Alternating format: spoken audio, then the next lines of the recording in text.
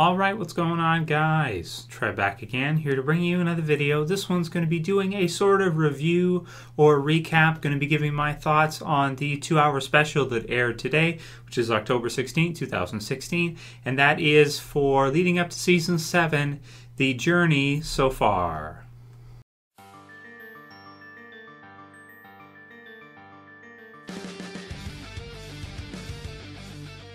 And yeah, sort of spoiler warning, I guess, if you haven't seen Up to Date for The Walking Dead. So leading into Season 7, we had heard about this a couple weeks ago, that there was going to be some kind of special where they kind of go through the history of The Walking Dead leading up to current date. This week is Walker Week, so they're showing The Walking Dead like all week.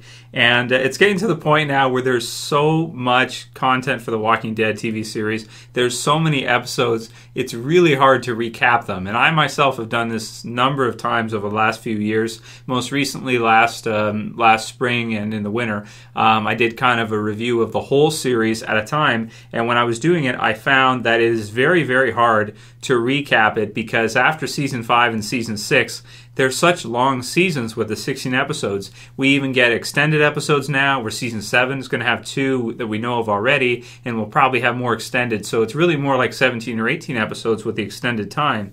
And it's just a lot of stuff to go through. It's a lot of stuff to recap. So I wasn't really too amped for this special. I was like, whatever, it'll probably be all right, whatever, no big deal. Also, of course, I have all the different releases on Blu-ray, DVD for each season. So, and I've seen all the extended special features and all that good stuff. And usually, I'm not too excited about the extended stuff that they do, like where they show you the behind the scenes, or they show you kind of some additional things about the episodes and that. I'm not always too into it.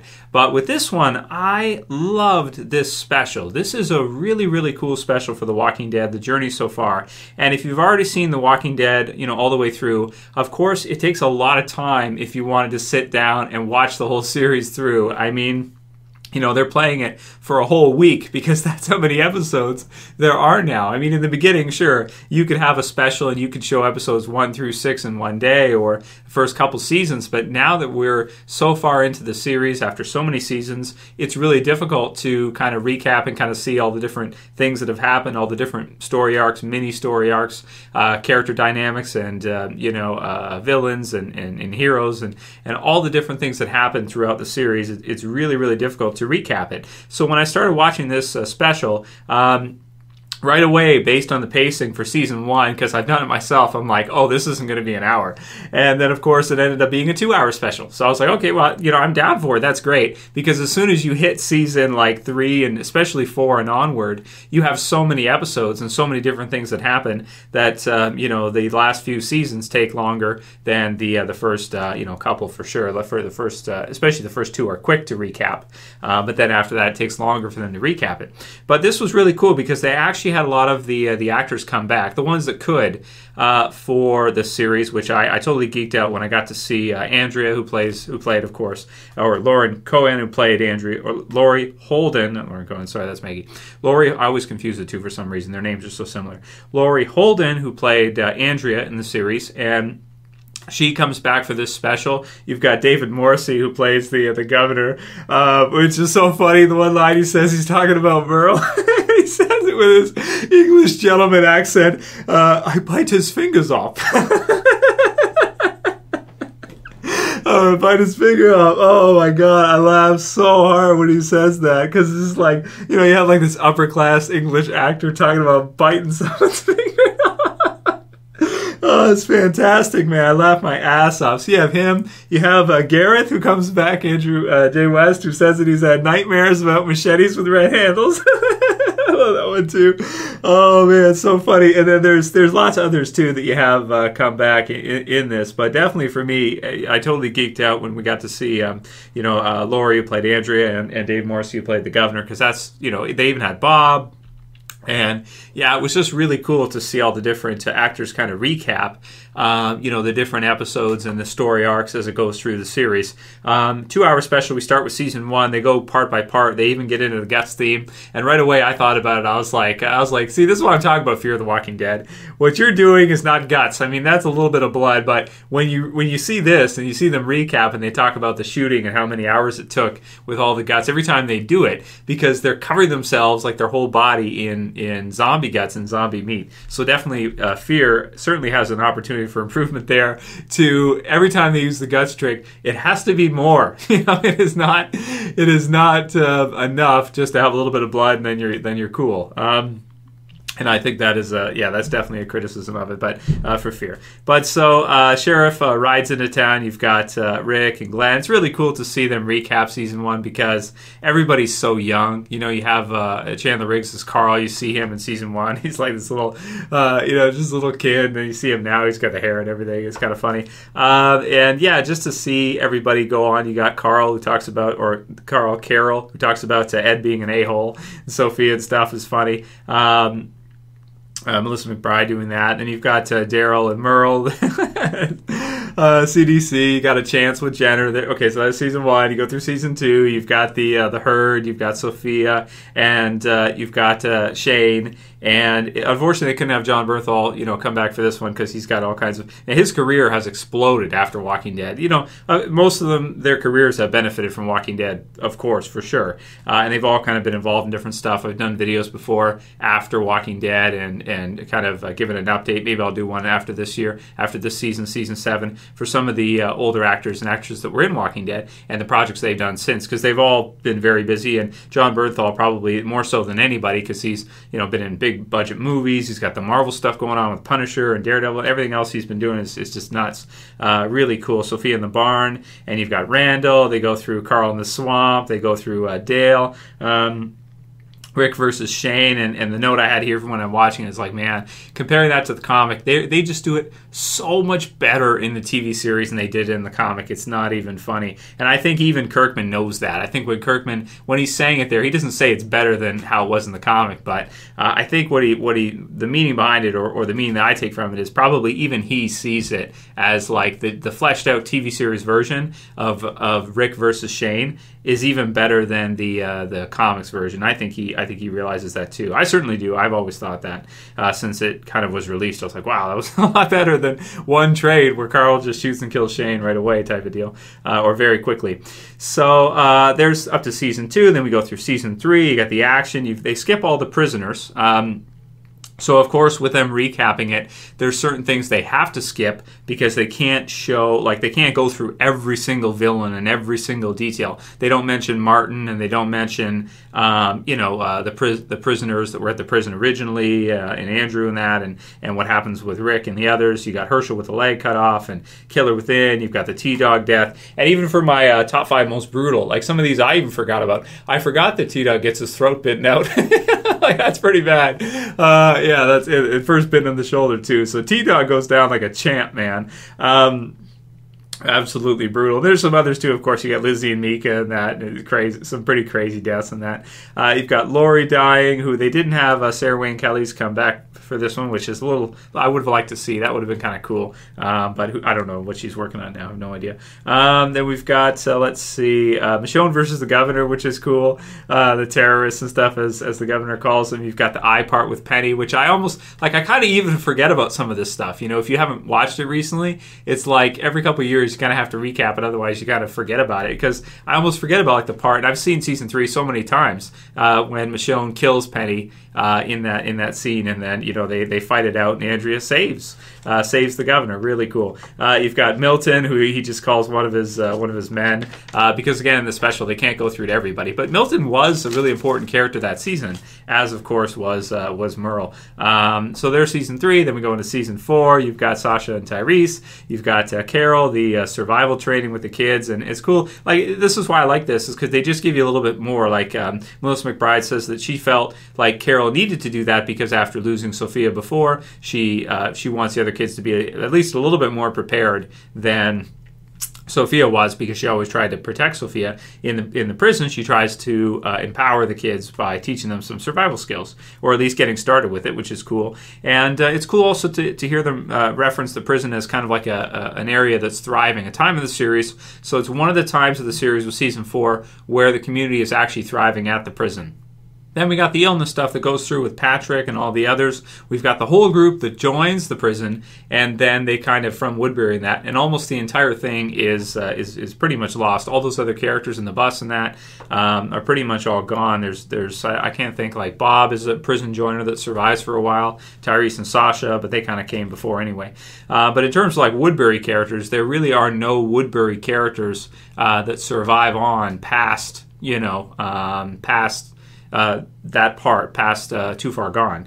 So then you have Too Far Gone with the governor killing Herschel, and that's a really brutal one as well too. And cutting the neck and stuff, and everybody goes nuts. That's still one of the most exciting parts of the whole series. I want to say is still Too Far Gone. Even when they recap, I'm like, wow, that was awesome. Because David Morrissey, the governor, he was a great villain. I mean, Negan gets all the attention nowadays, but we can't with Lucille and everything. But we can't forget that David Morrissey's governor was really, really awesome too. Totally different from Negan. Personalities are way different, but it's really cool to see him come back and recap all that. We've got Abraham and their first appearance in season 4, which is cool. You've got the start of Terminus.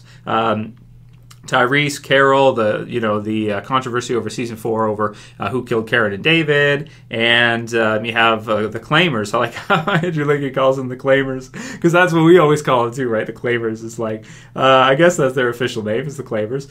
You've got Joe and the others, so they go through very quickly. They go over that. You've got Beth and the stuff with that, where she gets captured. Gareth shows up, and Terminus, really cool. Season 5, you've got the continuation of the Terminus and the blood troughs and stuff like that. And even you can sense there too as well. I think Nicotero and the others are like, can we even do this? It's so brutal. Are we going to be allowed to show this? And it's like, yeah, they really did push the envelope in that one. But I think it made for one of the best premieres ever. No Sanctuary for sure. Awesome. Carol saved us from being sausages, Norman Reedus says. It's funny. I like that one. Then we've got, we've got Gabriel. He shows up. You've got Gareth, and then he gets killed, of course, with the hunters. You've got Eugene. They find out he's lying. Then you've got the rest of the first half of season 5 with Beth and Noah, their kind of story arc, which unfortunately is kind of like erased as the series goes through because they're both killed. Carol survives, but they're both killed off that later on that season. They lose Tyrese.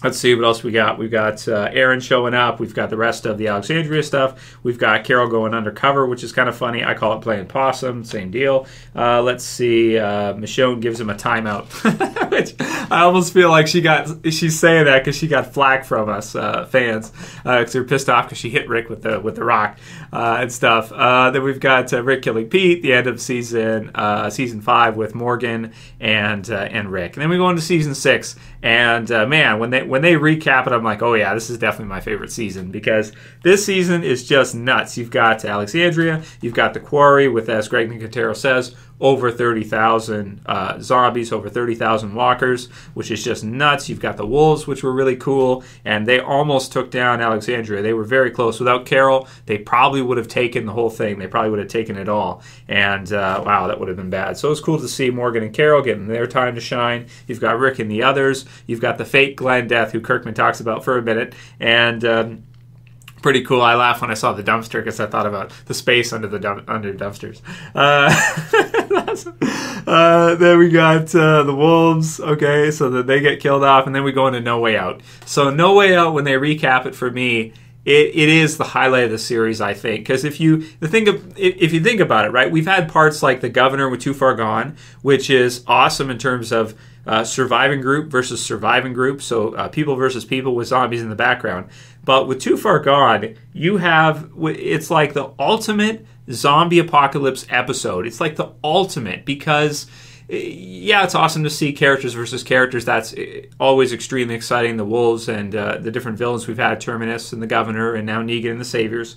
But to see that many zombies, it really takes kind of the whole zombie apocalypse idea sort of to the next level when you see just that scale of it and everything, and characters being killed, and Sam getting absolutely brutally murdered too, or brutally eaten by all the zombies. the Carl eye shot, everything else that happens, it's one of the craziest episodes ever for sure. And for me, it's still my highlight of the series is No Way Out. It's just absolutely incredible. Then we got the time skip. We've got Rick and Michonne hooking up. We've got Paul or Jesus showing up. We've got the hilltop. We've got the Not Tomorrow Yet killings and all that stuff that's going on there. We've got Morgan saving Carol. We've got Denise being killed by Dwight. And then we've got the setup for Negan, everybody being powerless. And they show the sneak peek after that. So there's really the recap of what it was. If any of you guys missed it, not a huge deal. If you've seen the series through already, obviously you know what happens. But I thought this was a really great 2-hour special because it's an accessible way to kind of get caught up. It's like an in-depth flashback of everything rather than just kind of the opening credits, the opening intro. They can't show you that much. They can only show you the last little bit. But this was a really cool special to go through and get to see everything that happens through the story up until now in this epic journey that is The Walking Dead so far. And they still have a long way to go as well, too. If you've read the comics, then you know about all the awesomeness that's coming up in the next few years.